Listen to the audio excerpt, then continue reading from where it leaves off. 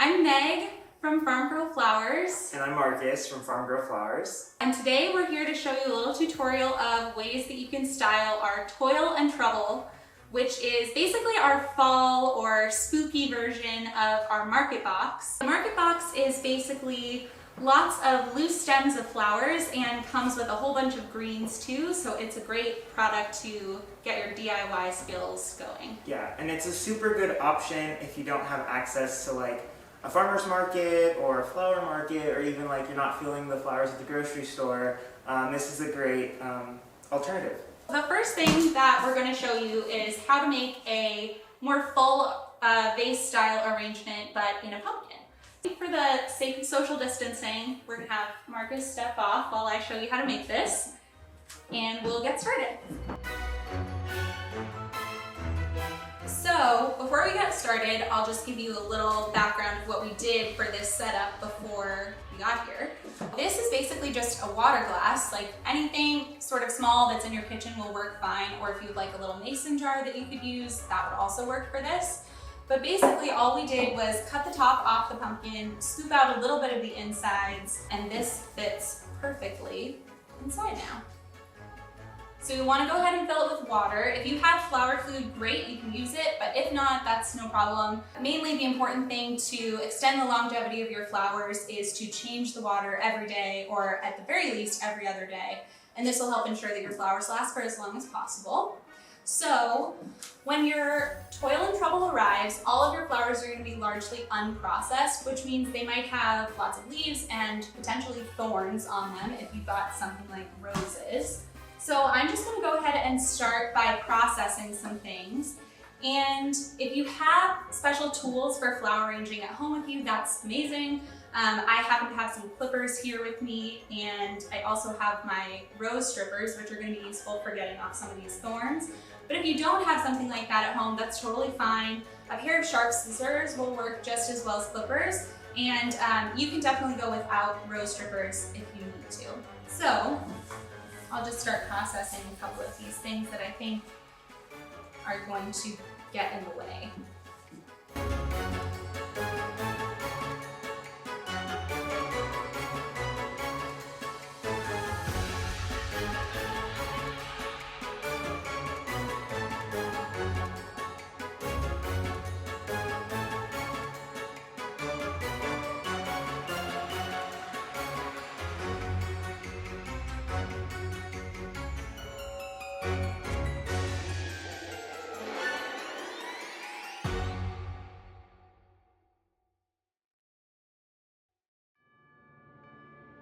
So now that you've got your flowers mainly processed and your pumpkin cut and ready to go, we can start designing. I didn't actually process down very many of my greens, but I kind of like to process them as I go. I left them in these like big long stems, so I'm just going to process them a little bit, and I'm going to start building like a little structure for my flowers to go in.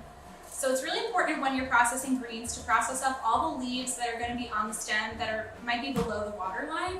This is really important because leaves can introduce bacteria into the water and hurt your flowers, and they won't last as long if they're sitting in bacteria-filled water. So we want to make sure that you're sort of cleaning up as many leaves towards the bottom of the stem as you can. So it's a little hard to do in a pumpkin, but the other thing that I always recommend to do is to sort of measure your stem against the side of your vase before you trim it.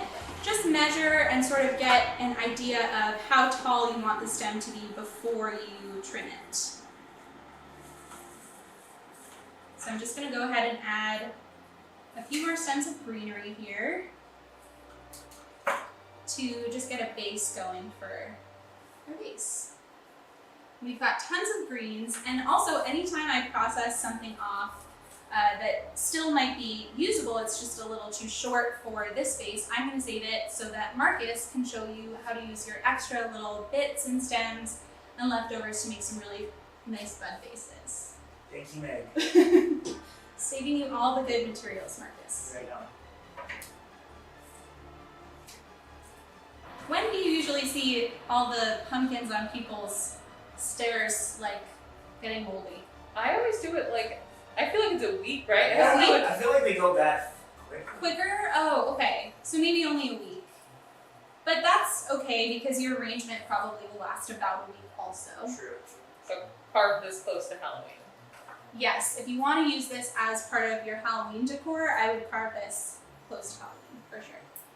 My dad was always the person who was super into carving pumpkins in our family. He used to carve these super elaborate, gigantic pumpkins with like scenes of our town on them and like scenes of the library. It was crazy. He got really into it and was always very, very skilled somehow at carving pumpkins. Kind of a random skill to have, but he was always great at that. He definitely let us carve our ugly little kid pumpkins. I don't think either of us quite had the passion for it that he did, but they were probably still pretty cute. Okay, so I'm going to turn this around so that everybody can see. So this is kind of the general shape that I'm going with. I like to add kind of a lot of greens in the beginning because it helps me with the structure as I'm adding flowers to the vase to sort of have a structure already there with greens. So now I'm just going to go ahead and start adding some of our flowers. Oh, and I forgot that we have this agonis too, which is really cool. Very spooky. Spooky Halloween feeling greens. Do you have a favorite Halloween movie? I love Hocus Pocus. I feel like it's a classic. Everybody knows it and loves it. The town that it's set in is Salem, Massachusetts, which is not far from where I grew up.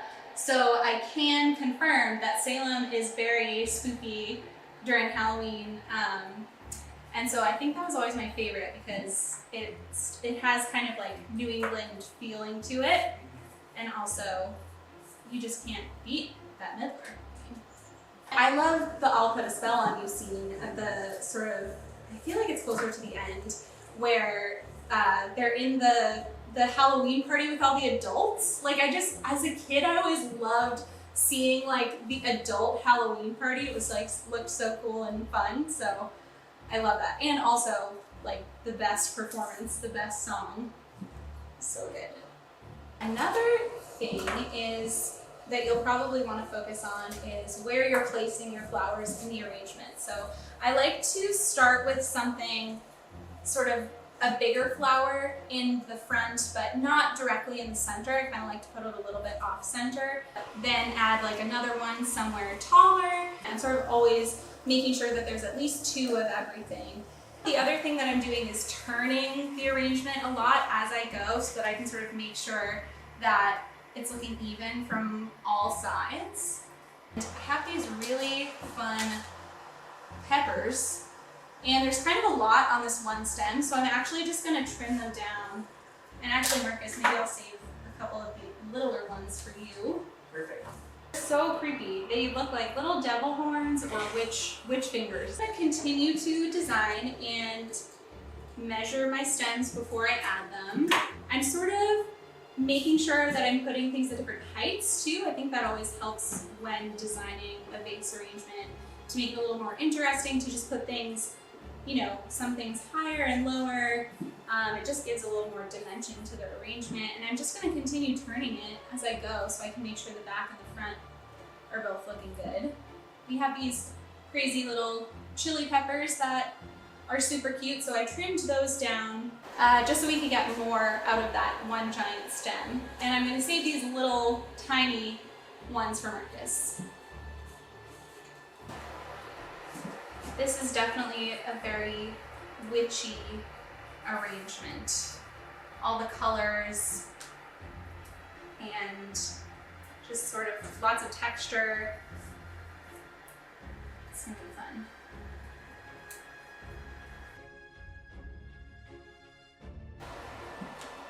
They look like cattails. I don't know what I think they're millet, right? Millet? Yeah.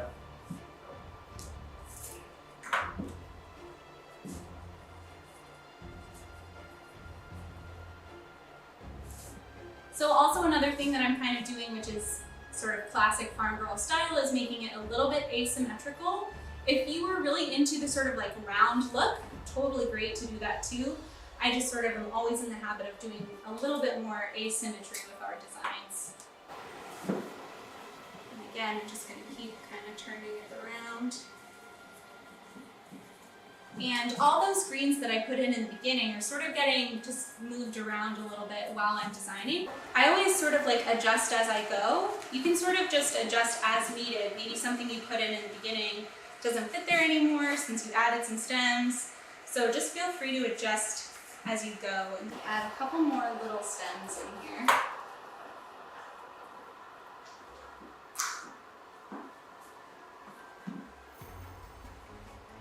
Sometimes with things that are smaller and more whimsical, like little stems that maybe wouldn't show up in the center of your arrangement but will look really cute if you leave them a little bit taller than the rest of your arrangement, it gives it more of like a whimsical feel. So I'll show you, I've done that a couple of places here. I left a couple of the little ranunculus tall and some of the little bachelor's buttons tall as well, and it just gives it like a little bit of a whimsical feel, like things are popping out and sort of like really growing out of this pumpkin. So I might add a couple more stems of greens to finish it up. But I think we're almost done here. And the other great thing about the market boxes, but especially the Toil and Trouble, is that you really can make it into more than just one arrangement. I probably have enough stems here to make, honestly, a second pumpkin, but today we're gonna also be making some little bud vases. So it really is just a great, very like multifunctional type of arrangement. You can make lots of different things with the Toil and Trouble. Maybe I'll add a little bit, another little piece of greens in the front.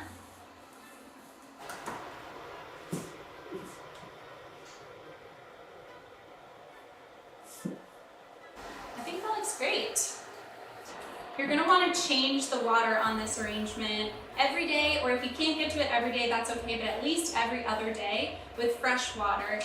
This will help ensure that your flowers last for as long as possible and there's not a buildup of bacteria in the water.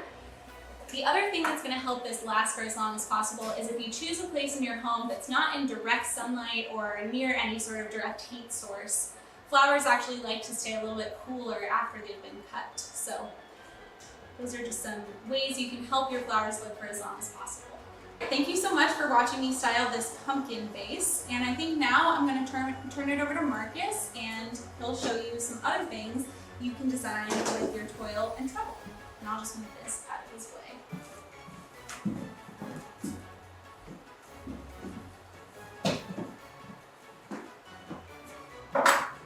Awesome, great.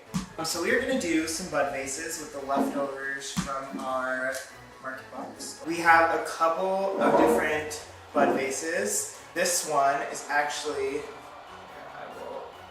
it's just a sleeve that we kind of like DIY'd. All we did was print out this picture of like space and cut it and taped it to the size for this vessel, and then we just slipped it right on it.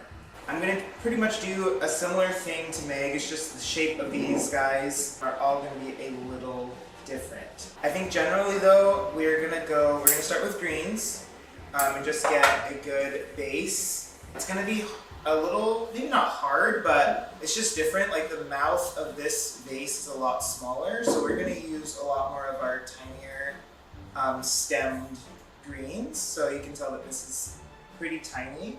I think bud vases are super cute. I feel like people sleep on bud vases, like they're really nice. I think for me, the places I like to see them most are like the bathroom. I don't know if that's weird, but I like them in the bathroom. Or even just like when you walk into someone's house to see like a little bud vase on, like buy some pictures, buy some plants. I feel like gives the home like a nice feel. Yeah, so I can't exactly remember what I was for Halloween last year, but I pretty much go trick-or-treating every year, and I am not a teenager. It's just a fun vibe, and I like candy, so there's that. As I've gotten older though, my outfits have been more and more like basic, like I think, you know, just some like ears or like a mask. I usually go with kids in my family or for my church, and so that's how I get away with going trick-or-treating at my age. If I was going to be a Harry Potter character for Halloween, who would I be? That's a tough one, because I'm a big Harry Potter fan. I think I would want to be somebody crazy, like Lucius Malfoy, or like Dumbledore with like a huge beard. That would be great. So I tried to keep in mind, like I want to do kind of like an asymmetrical feel. It's going to be kind of difficult or just different with this shaped vessel again because the mouth is kind of tinier. But I can always add greens or take out greens as I go. I'm going to just start putting like kind of like our more bitty things to help our eyes like keep that asymmetrical vibe.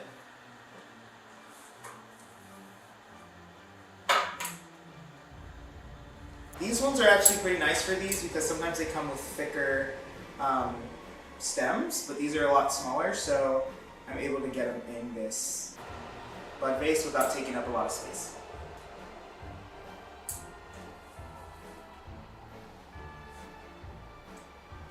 And I think it's cool, like, if you have a couple bud vases that they don't match, like, exactly, that they're kind of, like, different, so they come as a pair.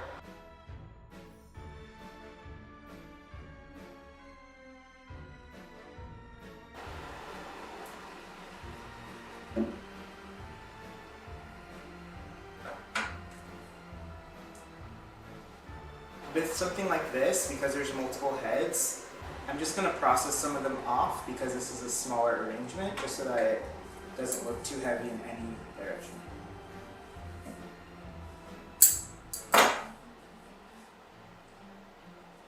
Definitely my favorite Halloween product is the burlap.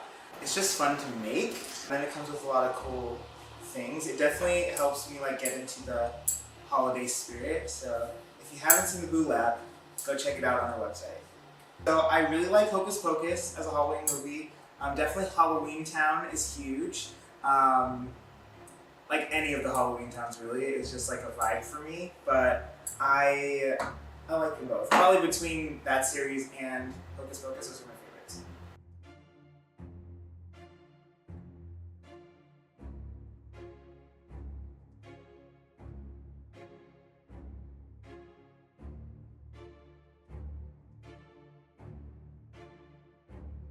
So I think we are done with these. They're slightly different, I like them like that, but got the asymmetrical vibe.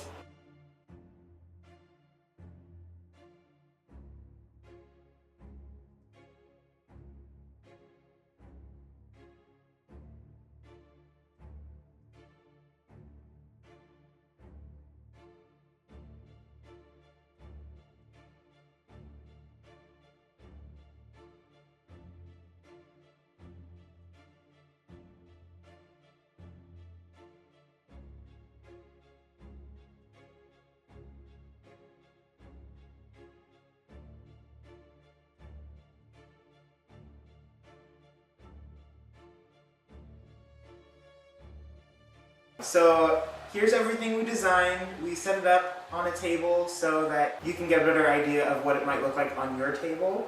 Thank you for joining us. Yeah, you can make an amazing tablescape out of all of the things that came in the Toil and Trouble. It's really cool that this product can be turned into lots of different things. So if you're into DIY, this is definitely the one for you.